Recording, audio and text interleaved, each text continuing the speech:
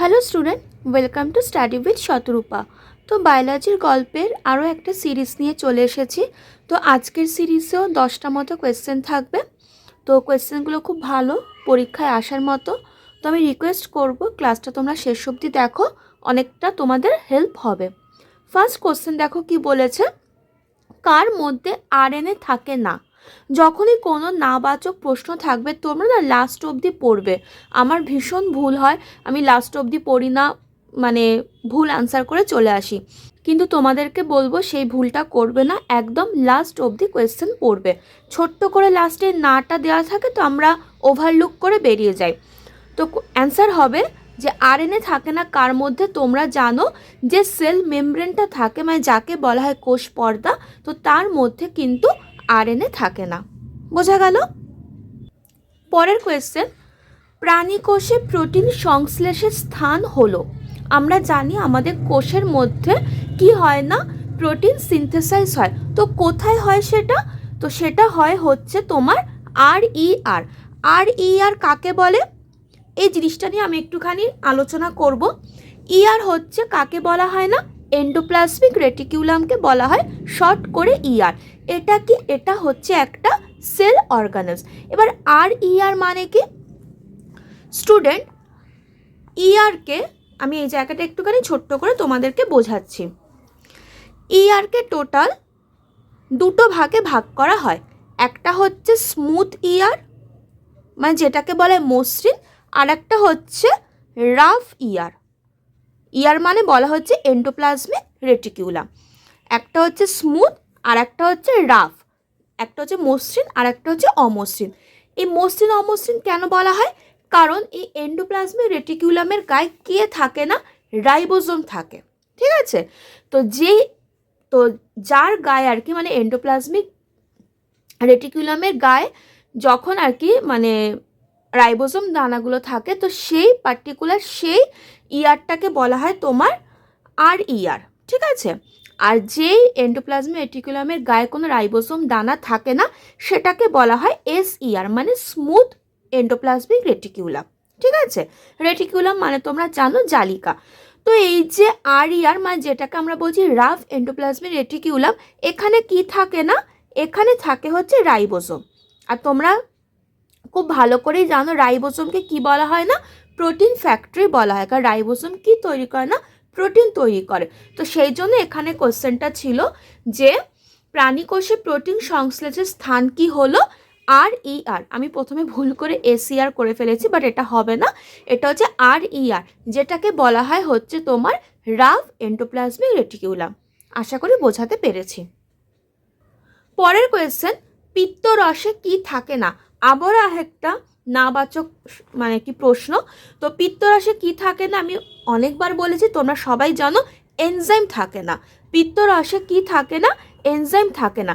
Enzyme কোথায় থাকে? লালা রসে থাকে, তারপর তোমার পাক রসে থাকে, এখানে থাকে। কিন্তু পিত্তরসে, যেটা পিত্তথলি থেকে নির্গত হয়, সেখানে কিন্তু কোনো এনজাইম থাকে না। ওকে, নেক্সট কোশ্চেন একটা ছোট্টবেলার কোশ্চেন, তাও আসে পরীক্ষায়।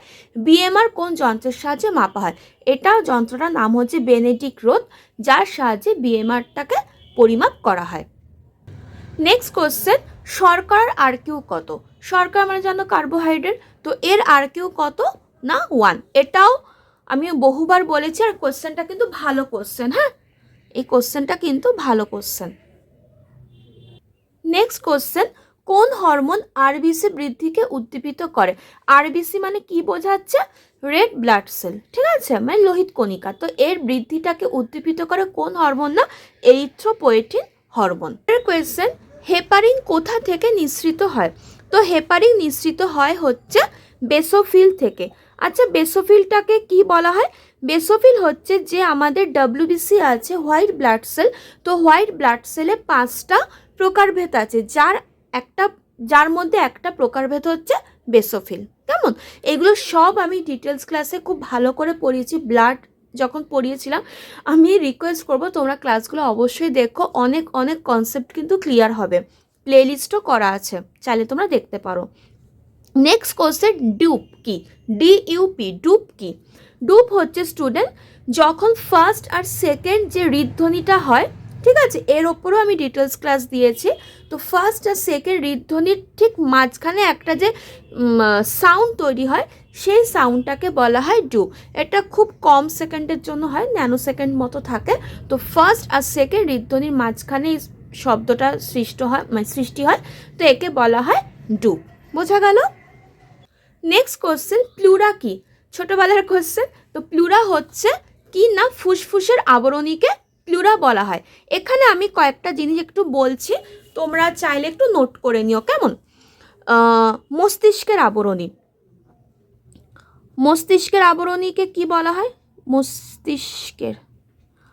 মস্তিষ্কের আবরণীকে বলা হয় তোমার মেনিনজেস। ঠিক আছে, তোমরা জানো। ওকে, তারপর হচ্ছে তোমার হার্ট, ঠিক আছে, হৃৎপিণ্ড, এর আবরণীকে কি বলা হয়? পেরিকার্ডিয়াম। ঠিক, বৃক্কের আবরণীকে কি বলা হয়? বলা হয় হচ্ছে কর্টেক্স। বাইরে যেটা থাকে কর্টেক্স, ভেতরে যে পার্টটা সেটা হচ্ছে মেডুলা। আর একটা হচ্ছে যকৃৎ। যকৃতের আবরণীটা হচ্ছে তোমার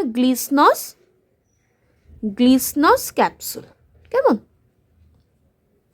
এই চারটে আবরণীর নাম আমি লিখলাম, তোমরা চাইলে একটু নোট করে দিও, কেমন? আর লাস্ট কোশ্চেন, 10 নম্বর কোয়েশ্চেন, দেখো কি বলেছে। বৃক্ক থেকে যেই নালীর মাধ্যমে মূত্রাশয় বাহিত হয়, মানে বলছে যে ইউরিনটা যে মূত্রাশয় আসছে যেই নালীটার সাহায্যে, সেই নালীটাকে কি বলা হয়? তো সেই নালীটাকে বলা হয় ইউরেটার। ঠিক আছে, তো এর ওপরেও আমি মানে খুব ভালো ক্লাস, খুব ভালো বলবো না, মানে আমি চেষ্টা করি সহজ করে বোঝানো, ইউরিন ফর্মেশন, বৃক্কের স্ট্রাকচার। তো আমি রিকোয়েস্ট করবো ক্লাসগুলো তোমরা দেখো, অনেকটা কনসেপ্ট ক্লিয়ার হবে। দেখো এমসিকিউ তো করাই যায়, কিন্তু এমসিকিউ করার আগে আমি বারবার বলবো কি কনসেপ্ট ক্লিয়ার করো। কনসেপ্ট ক্লিয়ার না হলে না, মানে এমসিকিউ করতে আমার মনে হয় একটু চাপ হতে পারে। তো এই ছিল স্টুডেন্ট আজকের ক্লাসে 10টা প্রশ্ন। আশা করি তোমাদের ভালো লেগেছে। ও, আর একটা জিনিস আমি এখানে বলতে ভুলে গেলাম, ওই যে দাঁড়াও, আচ্ছা, এখানে যে আমরা জিনিসটা দেখলাম যে আরইআর হচ্ছে তোমার কি করে না, প্রোটিনটাকে সিনথেসাইজ করে। ঠিক আছে, তাহলে এসইআর কি করে? এসইআর হচ্ছে, এখানে তো রাইবোজোম নেই, তো রাইবোজোম না থাকলে তোমার প্রোটিনের তো কোনো সিনথেসাইজেশন হবে না।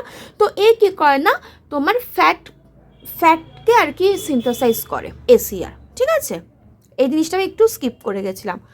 তো এই ছিল আজকের প্রশ্ন। আশা করি তোমাদের ভালো লেগেছে। যদি ভালো লাগে লাইক করবে, শেয়ার করবে, নতুন হলে চ্যানেলটাকে সাবস্ক্রাইব করে দেবে। নেক্সট ক্লাসে আমি আরও এরকম প্রশ্ন নিয়ে আসবো। তো সবাই ভালো থেকো, সুস্থ থেকো, টাটা।